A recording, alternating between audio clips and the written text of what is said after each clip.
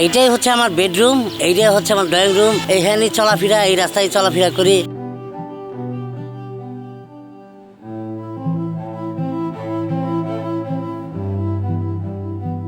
আমি বুঝি না, আল্লাহর কাছে হাজার কোটি শুকরিয়া যে আমার মাসুম বাচ্চা 12 বছর বয়স আমার কি সুন্দর আমারই ব্রেন ওয়াশ করে দিল। দেখেন ভাই, মানে আমি কিন্তু ফেসবুকে বা ইউটিউবে অনেক জায়গায় আমি বলছি যে ভাই আমি দোয়া চাইছি, দোয়া পাইছি, আমি সাহায্য চাইছি আল্লাহর কাছে, আল্লাহ সাহায্যের ব্যবস্থা করে দিয়েছে।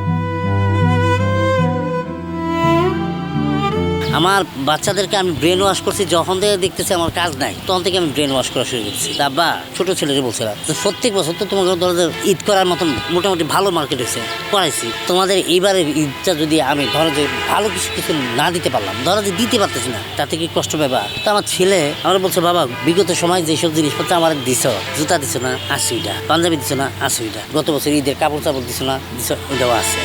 আর যেগুলো আমরা রেগুলার ইউজ করি সেগুলো তো তুমি আমার 150-200 টাকা দিয়ে কিনা দাও, সেটা তো আমার কাছে আছে। হ্যাঁ, তো বিগত ঈদের আগে, এর আগের ঈদের আমার যেগুলো দিছো এটি সচরাচর সবগুলো পড়া হয়নি। তা বাবা আজকে আমার বাপের মানে বিপদ আছে, তাই বলে কি আমার বাপের গাড়ি চাপটা বোমো?